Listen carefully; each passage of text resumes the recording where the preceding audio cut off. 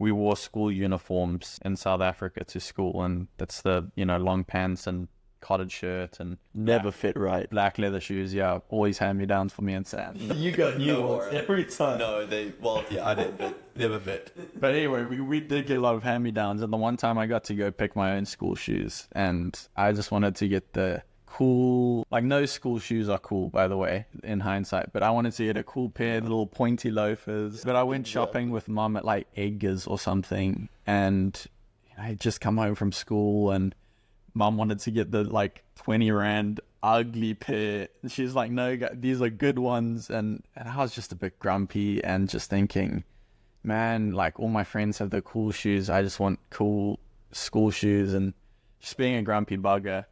And the guy helping us at the store was being so helpful and so sweet. And yeah, I definitely wasn't being rude to him, just wasn't really paying attention, and, on my own mission to get my cool school shoes, which again aren't even cool. But he just said, sort of in passing, like, definitely not directed or pointed or even meaningful, I think. I never had my own school shoes, and I think I just like went behind the rack and started crying.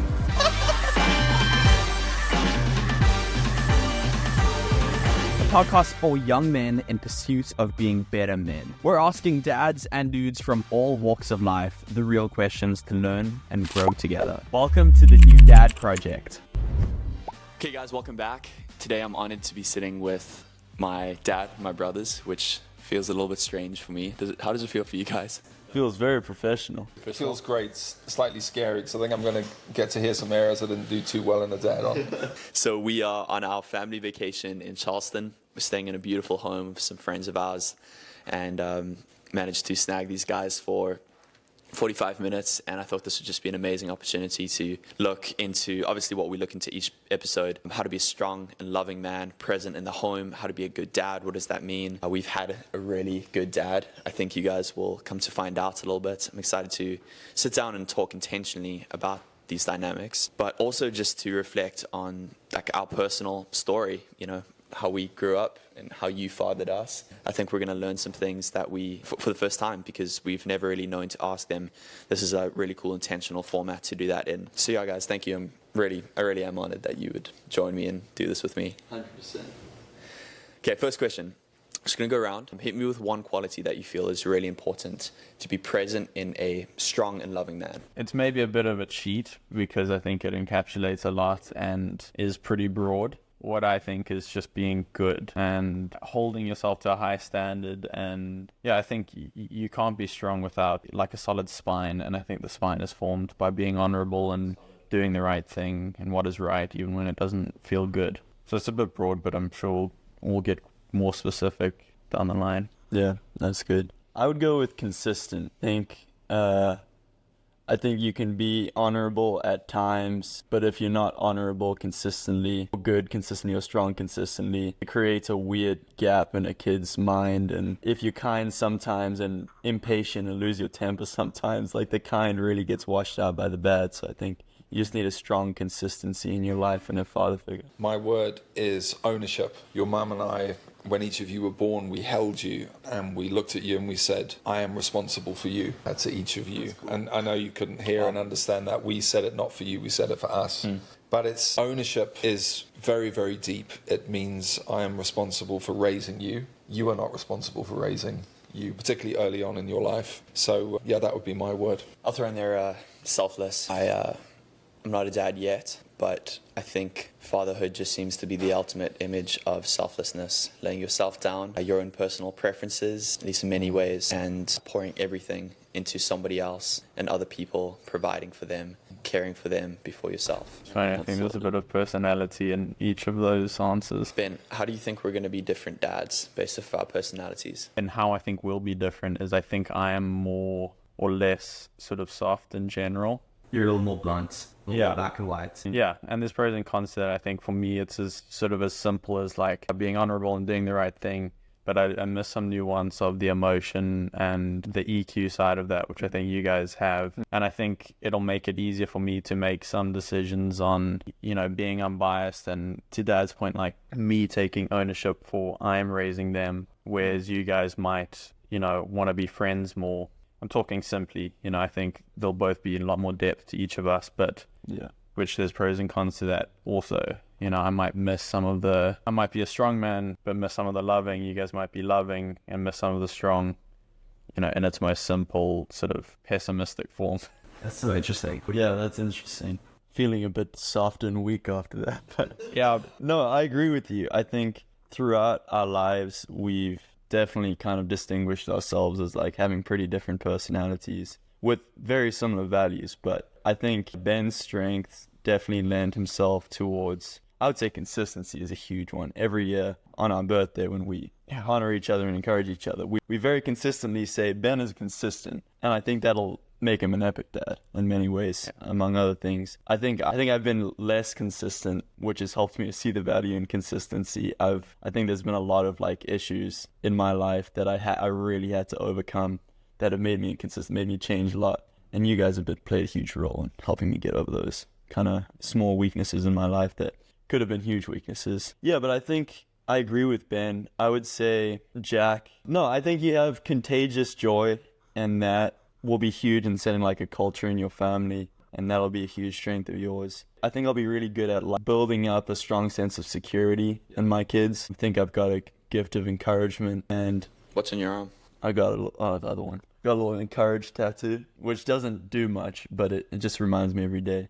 Yeah, I think we'll all be good at these things that we're saying with help, but there will be noticeable differences, I think, in feel, and we'll struggle with different things. This is so interesting, Dad. So after raising us, what do you think we're gonna struggle? Like, what are we prone to struggle with? I think you're fun, but you'll have to work on being firm. I think fair. Ben's, he'll find being firm easy. He'll have to work on being fun. And Sam, you're actually in this area a fairly good blend of your two brothers on this. So I think you're going to find it the most easier to be fun and firm. But you've got a wife It's really solid. who's firm. So you can keep being fun Yeah. with a little bit of firm, and she can be firm with a little bit of fun. Yeah, she's gonna be such a good mom. Man. She's gonna be so scary. Oh my But goodness. she is this, like her nurturing soft side is I going know, to be it's epic incredible. as well. Yeah, I think she actually is gonna nail. She's like Sam in that sense. She's gonna nail the balance. Yeah. So But she will bring the actually, firm. biggest tip for being a great dad is to marry a great wife who's going to be a great mum. I believe it. Yeah, that's a wrap. What were some defining moments for you guys in determining what type of man you wanted to be as we grew up together? I got a good one there. This was some advice you gave me, Dad. I had made a mistake of some kind, and you kind of helped me see it was becoming a pattern in my life. And you told me that small patterns, I think I touched on this, small patterns in your life that go unchecked early on in your life especially become really big problems later on. And that hit me hard because, yeah, you kind of, like, I've seen other people in my life who haven't dealt with pride or haven't dealt with grumpiness or dishonesty or any, like, these small things that really can go unchecked in your life if you don't have help. And it turns them into a miserable person in many ways. They'll have redeeming qualities here and there, but if you don't check your grumpiness early on and you don't just find ways to find joy and spend time with Jesus, like, you're just not going to be happy in the long run. And you told me, yeah, if you want to be a good man, you got to actively seek out accountability to catch these patterns, because I almost never catch patterns in myself. It's always been people who care enough to say something, like you guys. So yeah, good men seek out accountability to catch those things that I'm not going to see. I have two, but they're kind of the same, so I'll say them together. One of them, and I think it'll be harder for an American audience to understand, but, they're clever, they'll put the piece together, but I think you guys will understand. We wore school uniforms in South Africa to school, and that's the, long pants and collared shirt and Never fit right. black leather shoes. Yeah, always hand-me-downs for me and Sam. You got new ones every time. No, I did, but never fit. But anyway, we did get a lot of hand-me-downs, and the one time I got to go pick my own school shoes, and I just wanted to get the cool, like, no school shoes are cool, by the way, in hindsight, but I wanted to get a cool pair of little pointy loafers. But I went shopping with Mum at like Eggers or something, and I had just come home from school, and Mum wanted to get the like 20 rand ugly pair. She's like, no, these are good ones. And I was just a bit grumpy and just thinking, man, like, all my friends have the cool shoes. I just want cool school shoes. And just being a grumpy bugger. And the guy helping us at the store was being so helpful and so sweet. And yeah, I definitely wasn't being rude to him, just wasn't really paying attention. And, you know, on my own mission to get my cool school shoes, which again, aren't even cool. But he just said, sort of in passing, like definitely not directed or pointed or even meaningful, I think. I never had my own school shoes. And I think I just like went behind the rack and started crying. And it was like, Wow. yeah. And then, you know, me and mum, I got whatever school shoes were in front of me, and me and mum gave him just a massive tip. You don't even tip a guy at a supermarket. And then another one, leaving South Africa, the hardest goodbye was Mabuto, you know, our house helper. And like, he was the hardest goodbye because I remember so many times I would come home after a long day, school and then sports. And like Mabuto would be in my room, like making my bed or doing something for me. And I'm just thinking, like, Mabuto, like, get out of my room. I just want to like come and lie down in my bed and have my own space. Again, just being a grumpy bugger. But I don't remember. Do you guys remember any time he was ever grumpy or had a bad moment? Yeah. Incredible. Yeah. And like the hardest in the goodbye was like, man, he's just had such a good attitude in moments, you know, contrast to me. I think the big like learning moment for me is be grateful and generous. And generosity, I think I often find it easy to give money generously or physical things. You know, I want to keep doing that, but it's like being grateful keeps you humble, and then giving generously includes giving socially generously, attitude, you know, all of that. Sometimes I find it harder to give happiness or cheerfulness generously. So I think that's the big things is be grateful and be generous, and you know, and all the things gratitude does for you, and being generous in a multifaceted way. So good. That is huge. Giving like emotionally and socially, that's wow. Ben, you I think in our family, I think you're the most generous, financially generous, materially generous guy. So that experience was nearly 10 years ago with Mavuto, you know, and in that shoe shop. So you've been living it out since then. And my two moments involve a really poor guy and a pretty wealthy guy. So a friend of mine, Enoch, when we lived in Zimbabwe, I remember Enoch. he looked after our garden, and he was a tall guy, and he was a magnificent example of contentment, godly, and hardworking. Like when I think a lot about him.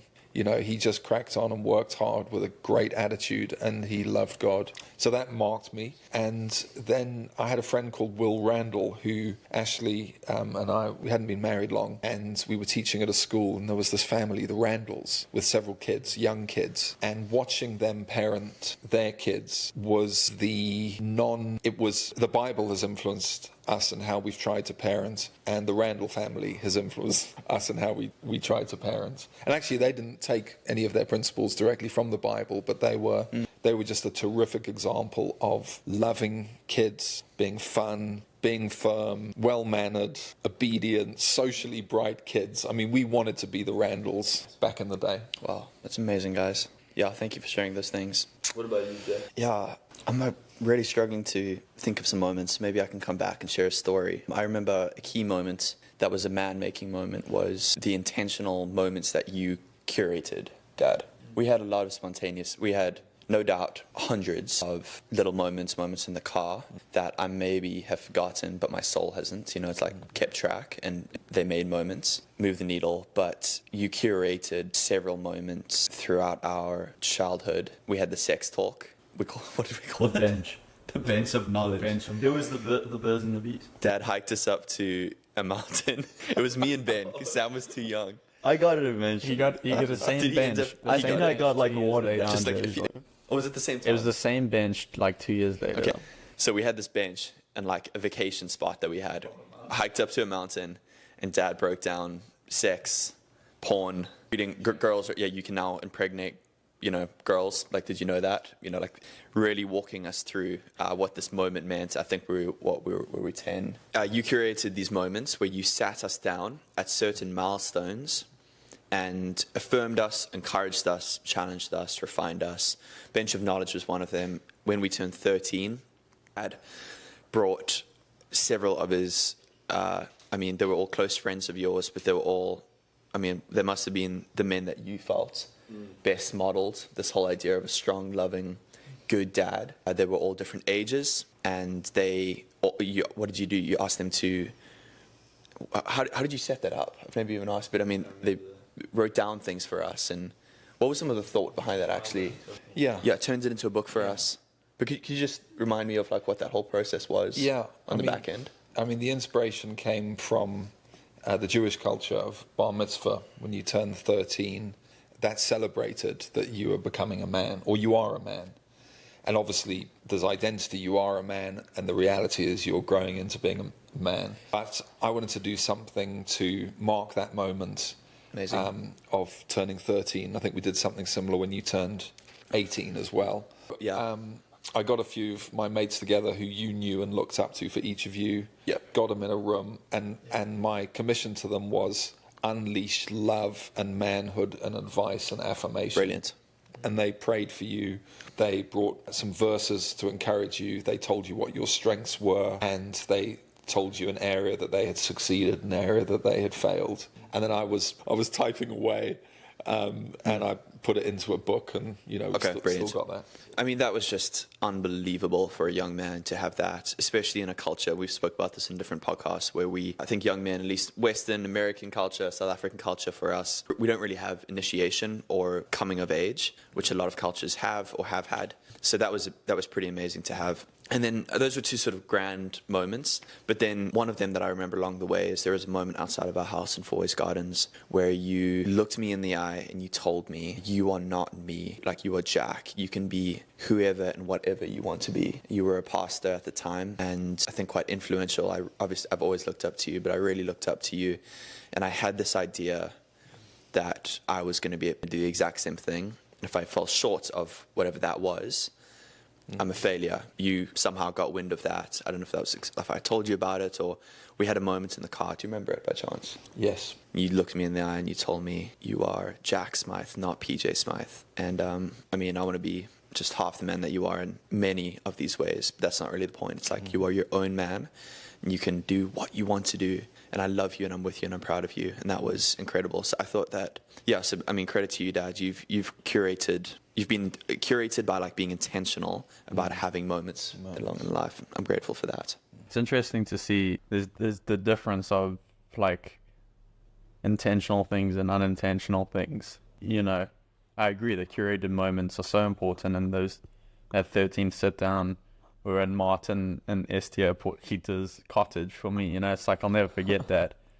But it's like mine, like a throwaway comment from a dude who didn't mean anything by it in a grocery store, to like intentional advice, but like might not have been all that like meaningful in the moment, but it just sticks with us. And it's cool to see the difference and how things shape us. And just the dude doing his job. And he wasn't trying to be any example to you or whatever. He just was consistent and did his thing. And it's cool to see different things that shape men. I'm so encouraged to hear that. I feel as got some things right and got some of those intentional moments right. But the challenge of being a dad that you'll guys find is when you're the dad and you're locked in, it's like a closed environment and a bit of an echo chamber. But to have the ability just to stop, detach, zoom out, look at yourself, look at your kids, look at your wife, and think objectively, what do they need in this moment? That is a big effort, especially because what they sometimes need is you to modify how you are fathering, or you to...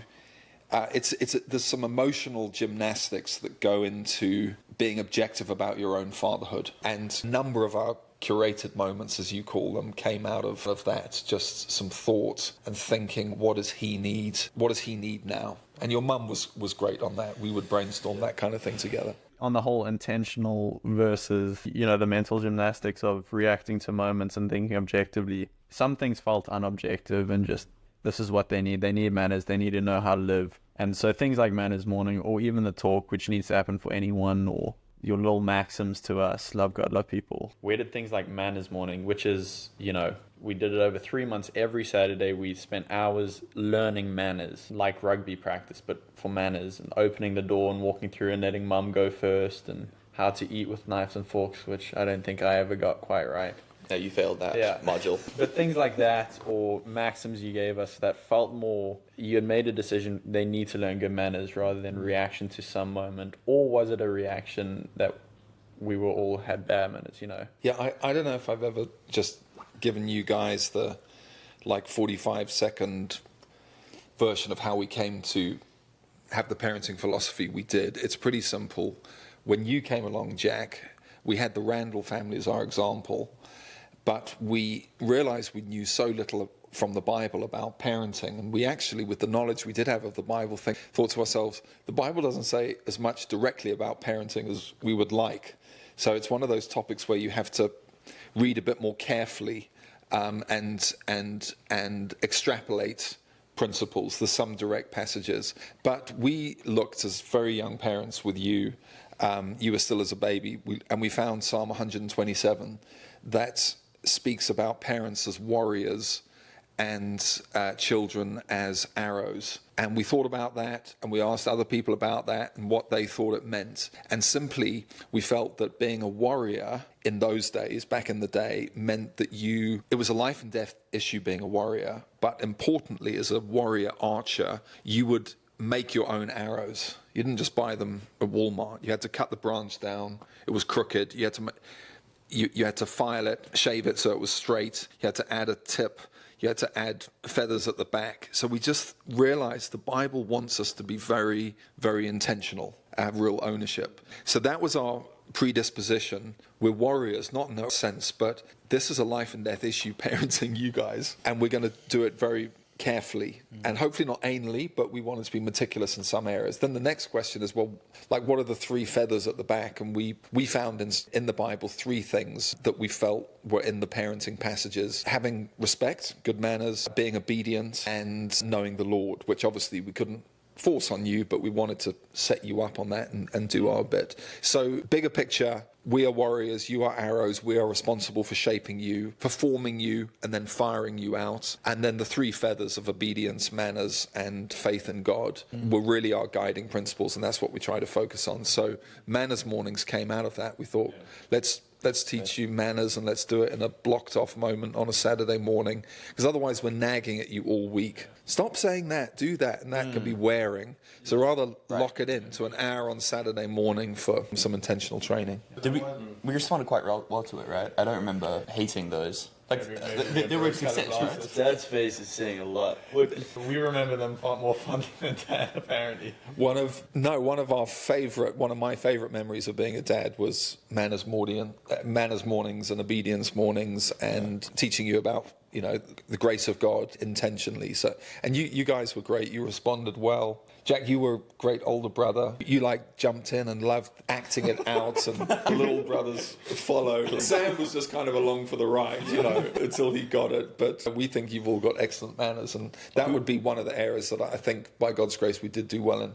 So make decisions that you stick by, have those feathers, but then also there's some weaning of the arrow that goes along, and you need to shave that notch off later down that you didn't see at first and stuff. Who's the most obedient? Not Ben. Yeah, that's all I needed. And that does raise a good question of nature nurture. Are some kids just born more difficult to parent, and are some kids born more compliant? Jack, you presented as a fairly compliant kid, and then came Ben, who had this iron streak in him that really helped. We had to up our game as parents and figure. And we didn't really help teach them how to parent. No, yeah, you did the work. The parenting course is really just about parenting Ben. Hey, Dad, what were some of the hardest moments? Maybe some of the behind-the-scenes moments that we never really got to saw, like when you were wrestling with. So we're talking about a lot of wins here, where manners mornings you identified as something we needed in our life at that time. In means of crafting this arrow, you identified that as need and gave the solution. Some success. What were some of the hardest moments that you had as a dad? What were some of those lows? Putting you on the spot a bit here. I think I would distinguish between hard moments and moments that I didn't father well in. Okay. There's some overlap. There's a difference there, yeah. Because often when you're in a hard time in life, you don't father as well. Which are you asking, hard or let's go hard. Failure? Let's go hard first. What were some of the hardest moments? Cancer was when I had cancer 13 or 14 years ago now. That was a standout one. I was basically out of the game for 18 months, you know, with the chemo and the recuperation after that. So mum stepped in big. I mean, we've always tried to parent as a team, and she stepped up hugely. Like, I got depressed. I was clinging on for dear life, you know. It was the second darkest moment of my life, and it lasted about 2 years. Very intense for 9 months, less intense for other 18. But I remember as I was beginning to emerge out of it and just be present again, I remember Ben asked Mum, can I go out to the party? And I got inside. I was just thrown. I got angry and anxious and confused, all rolled into one. And I remember blurting out, Ben, you can ask me too. And Ash just put her hand on my knee, and we had a little chat about that later. And she said, like, where did that come from? And I said, I realize I'm re-emerging, and the whole family is looking to you as the leader. It's like Ash and me, and we've always tried to parent with us both level, you know. So coming back into healthy leadership of the family after my cancer was I remember thinking, have I lost this forever, you know? Wow. And it wasn't like... I didn't realize. Yeah, it wasn't super bleak because Mum was doing a great job. But I just wondered, had I lost so much ground, and you were all in very formative years, sort of preteen teen, I thought, have I, like, what has been going on in their lives for the last 2 years that I've been absent from? And are they okay? So I felt that was hard time that I didn't do at all well in. And then another time in your late teens, we made as you know, we moved to America. And for various reasons, we had a very difficult few years. This is when you were 18, Ben 16, Sam 13. And it's not an excuse, but my job as a pastor had always been a challenge, because it's a very consuming job. By its nature. It's harder to switch off at the end of the day because you're responsible for people. There's a spiritual component that you can't switch off from as easily as if you're an accountant, you know, you switch off. So I've always struggled, and you might want to come back at me on that a bit, you know. I wish I'd been more present in certainly some years. But when we moved to the States and we had different challenges hit us, again, I had to fight internally to compartmentalize that and try and stay particularly present with you in those years. And I don't know how much you were aware of. I don't know how well I did, but I wish I could have done better in those years. That's, you know, what I feel. I didn't know a lot of that. It's amazing how well you kind of, like, especially during cancer, I remember you being, like, I was very young. I barely understood what cancer did to your body and what chemo did and stuff like that. But I remember you actually being, like, surprisingly active and involved, and you would come outside, like, with your bald head, and you would throw me the cricket ball and do diving catches into the pool and stuff. So even if it was, in your mind, a prolonged season of not doing great, which you've got a very fair excuse, by the way, but even if it was that, there were so many key moments there. I remember going into the park and celebrating you being cured with like sparkling grape juice or whatever it was. And I actually remember that being a time where you did really well as a dad, and Flip Mum did shine. It's crazy that I didn't feel it much. I think that brings up an interesting point, though. It's like, you know, some of the questions you gave us, I think that was going to be touching on it. But what do you guys think is the pros and cons of not letting your kids see weakness? And weakness, not quite the right way, or maybe struggle. Like, I don't remember over the cancer period or even the moving period thinking, I mean, I imagine maybe conceptually things got harder with kids and family and life in general. But, like, I didn't really see that. I heard Mum say probably 2 years ago, which is 10 years removed from the cancer, like, Dad very nearly died. And it's like, I never felt like that. I never, I'm sure there's repression for each of us in different ways with cancer. I mean, how can there not be? But I don't remember it being like that bad, you know? And the parents, like Dad being that absent, and Mum doing great is easy to remember, but... So I have some thoughts. It's not like wrapped in a tight, like, little bow, but it's, a couple thoughts here. So I think that weakness, so there's a difference between hiding things from your kids and, like, protecting kids from your kid, protecting things from your kids, if that makes sense. Protecting your kids from things. Protecting things from your kids, right? Yeah, exactly. Protecting your kids from things and hiding your kids from things. Hiding things from your kids. All right, we get it. Let's run it back. Okay, let's go. So there's a difference between protecting your kids from things and hiding things from your kids. Yeah. To get it? So one of the things I actually love that you guys did, Dad, is we saw your weakness in many areas. This is more like character weakness or things that happened that you didn't do well in, or maybe a fight that you and Mom had. Could have been big or small things. But I think it's really important if those things, not that you have to always have that on display, but if it does happen in display of your kids, if any weakness happens publicly, or fighting happens publicly, particularly between you and Mom, Or we overreact. or you did badly with us, Like Yeah. I got super angry or Exactly. something over the top. you always Yeah. resolved it in front of us or to us. Every time. So you Public guys, resolution, you guys 100%. made up in front of us. You would sit us down, even if we didn't think it was a big deal. You would sit us down and you would say, "Guys, Mom and I had a fight," or "Guys, I've been doing badly in this area over the last few months," Or I did this thing. or I did this thing, and I want you guys to know that this is how I've apologized to the Lord. I apologized to Mom, and I've apologized to you guys, and I want to apologize for you guys. And there are times when like little 8-year-old us would say, "Yes, I forgive you, Dad." Like, my goodness, how humble you had to be to sit us down, apologize to us for maybe even things that weren't directly done to us. You're going through life for the first time as well, making these little mistakes, or your humility there was amazing. But I love how you modeled, if weakness was on display or downfall, you always resolved that, or you modeled resolving that in front of us. I would absolutely think that shielding your kids, protecting your kids from stuff is strategy, and I'm sure it's down to discernment each time. I feel all the better for maybe not really knowing how close you were to death. I was trying to survive 7th grade. Instead of, I was not anxious every night that you were going to die. If that was the case, if you were going to die at times, I didn't have that anxiety, and that probably served me. Yeah. But I'm sure that was a judgment call, because there's been other times where I knew how much you were struggling, and you made that apparent to me. What do you guys think? So I'm basically saying, if weakness is on display publicly, resolve it publicly, which you did, and probably just a judgment call on what you hide, what you shield them from. I agree.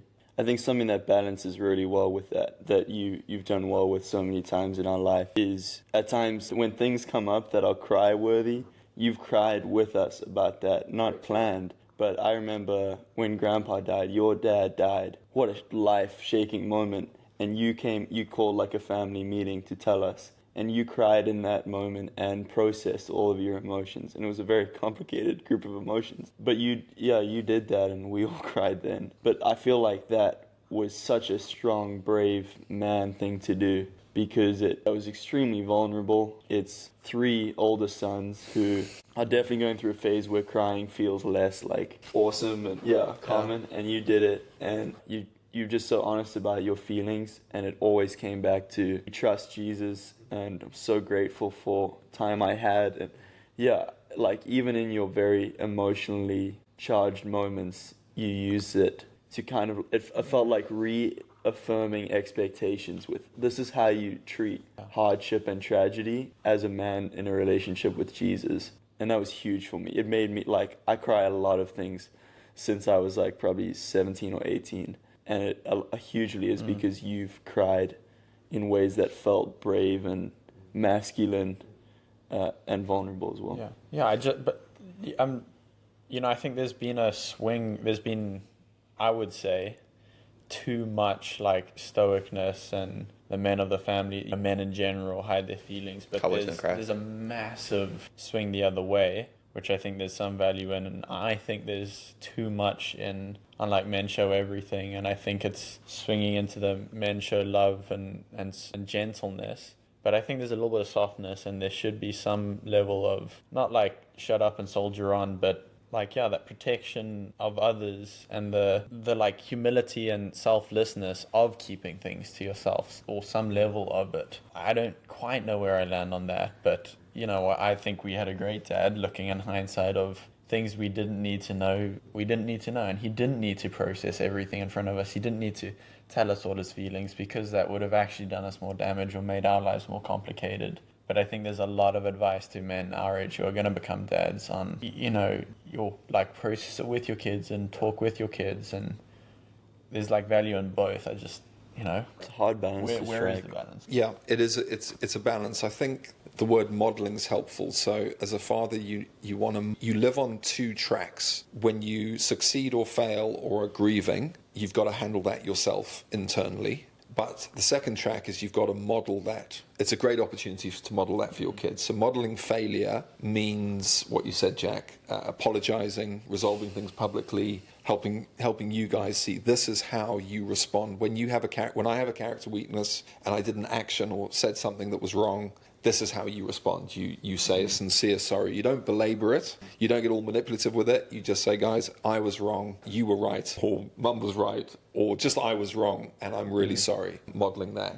Modeling success is another thing. And then modeling grief or modeling hardship. We had those family conversations, and I would say, yeah, my faith has taken a hit. I believe Jesus is still on the throne. I believe God's working all things together for good, but I can't see it, and I am struggling with that at the moment. And our hope was letting you into that level of it, that authenticity would actually help you in struggles that you had with your faith. Let's talk about generations a little bit. Let's first talk about Dad's generation in particular. Some of the older generations, us as a generation that don't yet have kids but are wanting to be dads and are anticipating the season. What are some of the things that we want to... We're packing a suitcase and we get to take some things with in that suitcase and we get to leave some things. We have our own unique strengths and challenges as a generation. So I want to talk about this whole landscape at the moment. Let's first talk about the older generation. What are some of the things that, Dad, you feel like your generation is strong at? What are some of the things you feel like they were weak at? Let's talk about that a little bit. So to understand my generation, so you can decide what to take in your suitcase and leave out, you've got to understand the generation before. And to understand that generation. That's right. Exactly. When we were, It was the summer of 1700.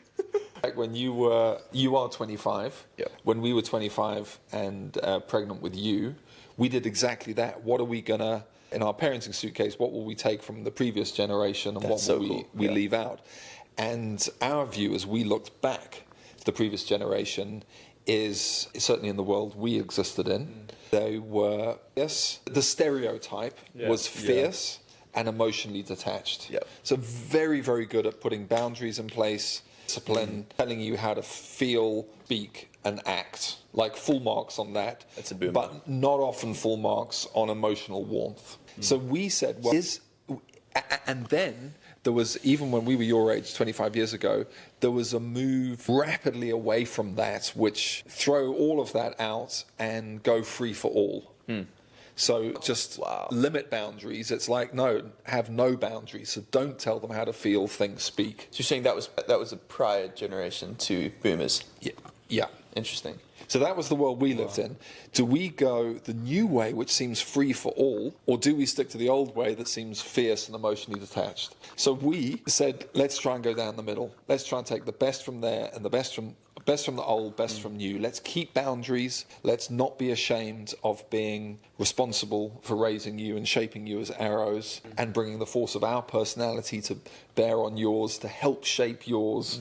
And we had this particular piece of philosophy that we felt that external government from us in your younger years was the best way to shape your internal government that could kick in as you got older. So we thought we're going to hold on to that, but we're going to be the most loving, emotionally warm, playful, fun, cuddly, touchy, hopefully delightful family atmosphere that we could possibly be. So we tried to combine those things, and I think we probably did a bit of a zigzag through the parenting years rather than a perfect dissection. But that was our attempt. If you were like 25 again, and now you're looking back at this previous approach, how would you amend things, if at all? Or do you feel like that's a pretty solid line, zigzag to try and walk? I think if you said I could only give you one bit of advice, and it was just one half of it, either firm or fun or whatever words you want, strong and loving, whatever paradigm words you want to use. If I could only say one, I would say, please can I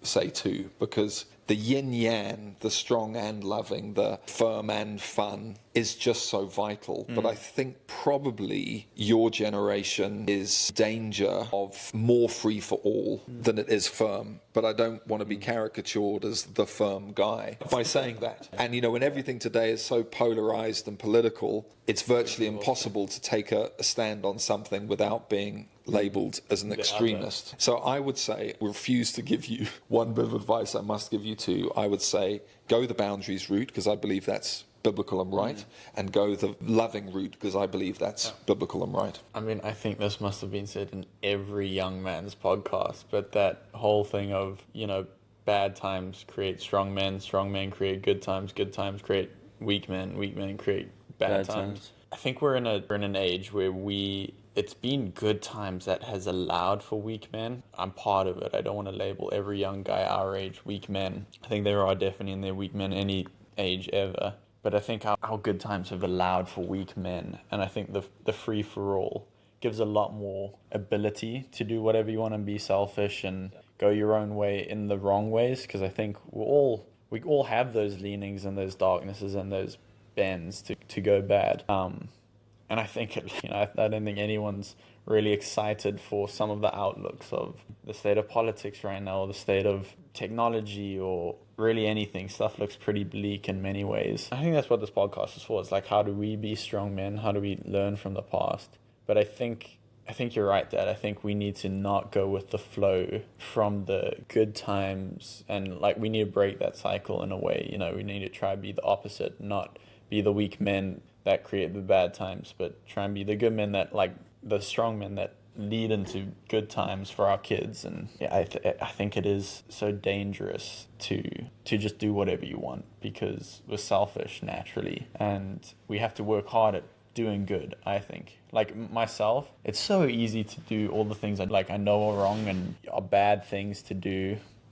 I'm not right. It's easy to lie, and it's easy to steal and walk away from, responsibility, but it's hard to make good decisions. So I think we definitely need boundaries, and we need to take that from our parents' generations. I agree. We need to discipline our kids. We need to raise them, not be friends with them. We need to teach them how to do life rather than we're all doing life together and figure it out. It's like, we do need to figure it out, but we need to really teach them how to be good little people. Yeah. Not do whatever they want. I agree with that as well. I think there's lots of things. I really like what you said, split the middle.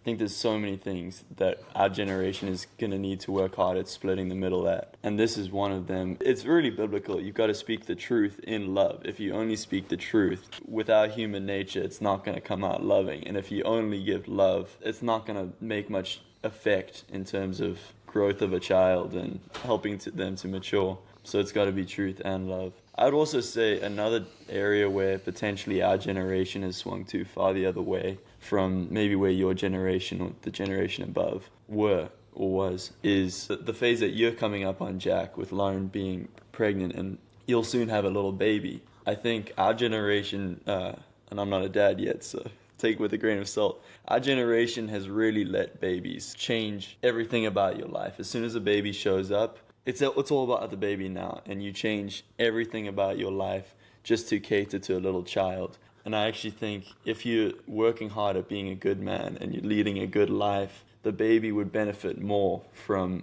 adapting to the way you live rather than you just change everything about the way you're living. I don't know if I'm wording it right, but I think it comes down to the baby doesn't decide how you live, you decide how the baby lives. And you can frame that baby's environment to be one that helps it to develop healthily in spiritual life, emotional life, physical life. And sadly, I think a lot of friends I've seen who have babies basically disappear when they have a baby, and they make it all about the hardships of the baby, where I think it really can be. The baby runs the household. Yeah, and I don't think it should be that way. I think it really can be a balance of, we've got a baby now, and that changes things on the way we act, but it doesn't change how we live and because you're teaching what's the baby important how to to live. us. Right, exactly. You've got to live by example from day one, and you can't let yourself fall out of community, fall out of exercise, fall out of healthy living just because you've got this huge new responsibility. I think those things actually need to be higher up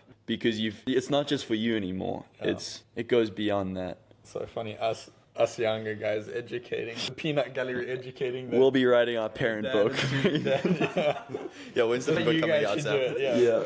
Any We'll be dads, the fun uncles. any dads out there, just put me in my place if I strayed away. But that's what I've seen in. Yeah. No, I mean, I like it because I hear you wrestling with it, and I think the wrestle is healthy because you're saying this child has joined our family, not the other way around. Yeah. But we want to accommodate this child.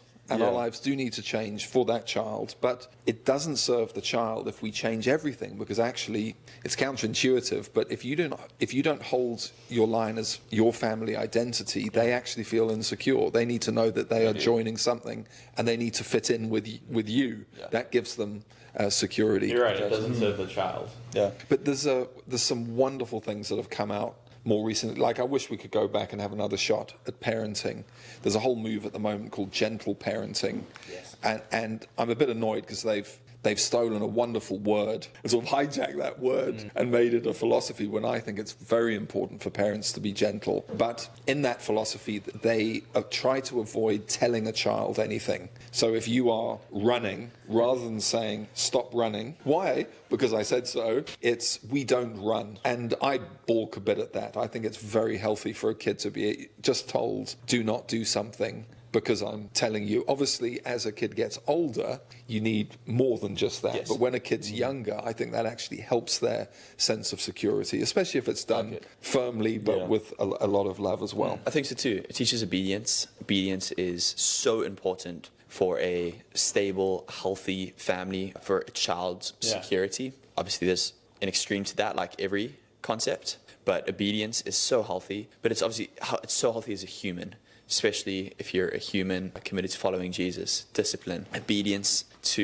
your commitments, things you say yes to in life, obedience to your health. Take it in any which way, obedience is a really important thing to learn as a kid. And if you're not taught the discipline, the art of obedience, it sets you up for failure in so many areas as a human. Tim Keller says that, I think this is Tim Keller, he says, if I gave reasons for, my kid's running, and I say stop running, they say why. If I give them reasons for why they should stop running, and they stop running or whatever, then I'm just trying to get them to agree with me.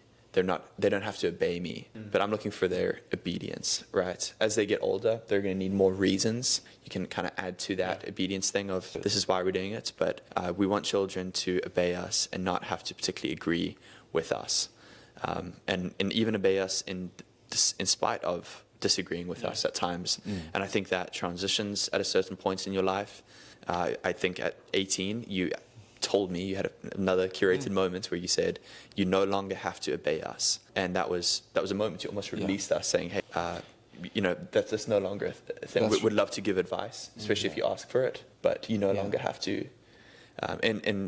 Anyway, I think it's a wonderful dynamic. That's a key thing. The Bible says children obey your parents, but it tells everybody to honor their parents. Yes, right. But you can honor without obeying. So, and you guys are doing that. You can disagree with, you're disagreeing with us on things, you're going against our advice on things, but you do it in such a honoring way. Good. So the principle of honor remains. The principle of obedience doesn't as you get older. Yeah.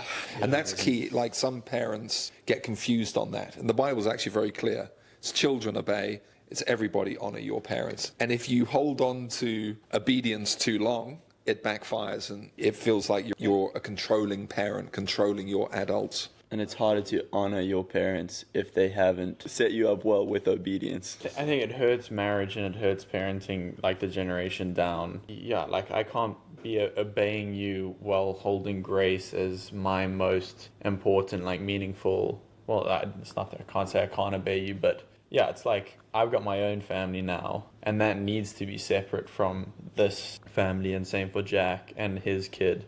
There's got to be that separation, and Jack making his own family. That's his primary nucleus now, no longer this one. And if there's the weird interlinking still, it's going to hurt everyone. Lauren's going to get annoyed. It's just not going to work out. Do you want to say what's in your suit? Have you said what's in your suitcase? What's in my suitcase? Well, from the older generation, I would love to take the respect that they demanded and that they gave in culture and in the home, the firmness, the I'm a dad and not a friend primarily. The whole boundaries vibe. Whole boundaries vibe. I think that generation has taught us well in that sense.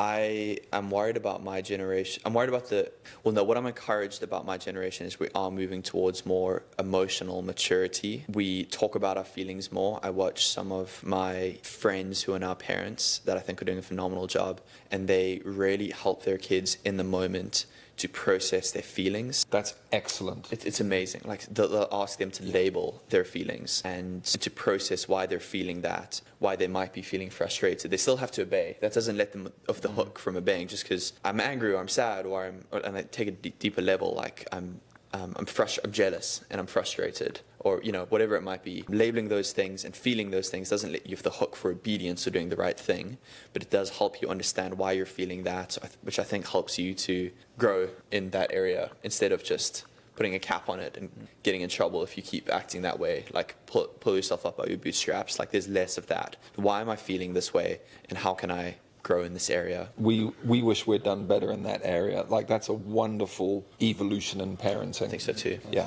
Yeah, brilliance. So I'm really encouraged with my generation, but I do think we've got to watch out to not be too soft in the sense that we are doing our kids a disservice by not giving them the security and the boundaries that they need to actually flourish and grow and feel secure and stable. I think manners, discipline, obedience, so important that even the difference between, I was going to create like a analogy, like imagine if you plucked somebody off the street of like what I'm sure the 50s, 60s, 70s, 80s, 90s felt like in terms of the average obedience, respect of a bunch of kids to an adult, and then plop them in today's generation. I'm terrified whenever I run into teenagers nowadays. I know they're going to be the most awkward, obnoxious group of kids.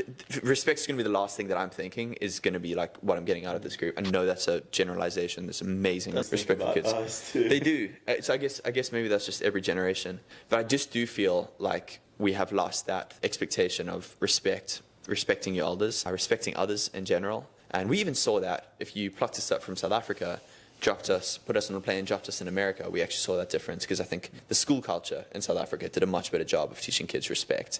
So Southern's got that a little bit people thing. were surprised. They were like, what's the surprise here? We're just doing what we're meant to. Yeah. Being polite, we're meant to be polite. Being polite, engaging in adults' lives and looking them in the eye. And there's an honor and respect thing that I think that we struggle with in America today. That I think the old generation, I think they had right. The grass is always greener. Yeah. That's what's the opposite of chronological snobbery? Chronological optimism. Maybe that's a bit of that. Do you guys know what I'm trying to say? Like the opposite of, I think the old generation might have had it better. They might have done that better, and I want to take that moving forward.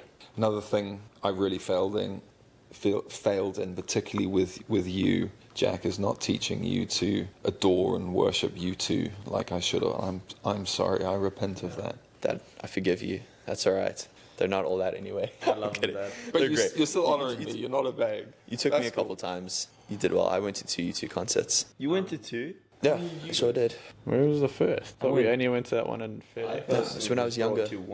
Hey Dad, what's the thing you and Mum are most proud of as parents? If I had to pick one thing we're most proud of as parents is teaching you the maxim, I love you when you're good, I love you when you're naughty, I love you all the time. And we did that to teach you actually the grace of God, that God loves us when we're good, He loves us when we're naughty, He loves us all the time. And we try to teach you that's your heavenly parent, and we are imitating your heavenly parent in that regard. Yeah, that was one thing where that was often involved with discipline, and I think that was one of the best sort of forms of boundary and structure we had. Is I felt secure in that structure. I was like getting what I deserved. Like I was getting punishment because it was bad, and like as simple as like Pavlov's dogs or whatever, that you get trained. I don't like the result of my bad behavior. But then there was the security of they love me still as much as when I was winning awards at school or whatever.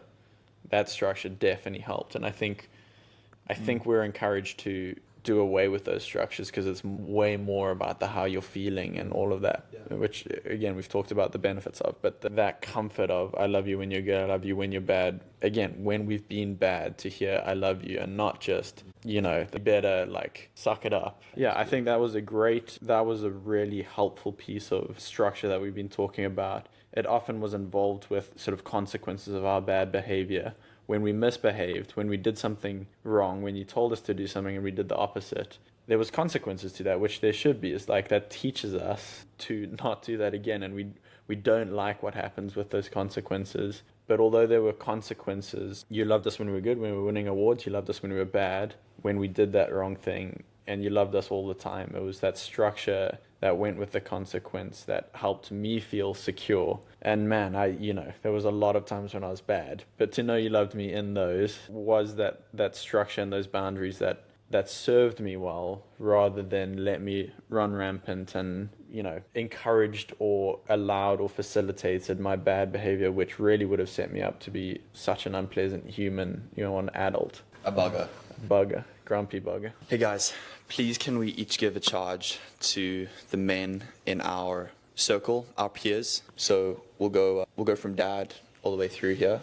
Dad, please charge dads of other adult kids. Please encourage them and challenge them in their life at the moment. A charge to other fathers like me with adult kids. I charge you to pray for your children. I charge you to circle back with them in areas that you can now see you didn't do well as a father, and say, I didn't do well as a father in that area. Close the loop on that. Apologize, not too much, because no father's going to be perfect, but close the loop on that. And thirdly, I charge you to enjoy your heavenly Father. If you are a great son, you'll continue to be a great father. So help us God. Sam, please charge young men who want to be dads, who want to be married but are not yet. I charge you to pour into your relationship with Jesus, spend time with him every day. I charge you to develop habits that will benefit your children and your wife in the long run before you get married. And I charge you to make your bed every day, because that's going to develop a lot of discipline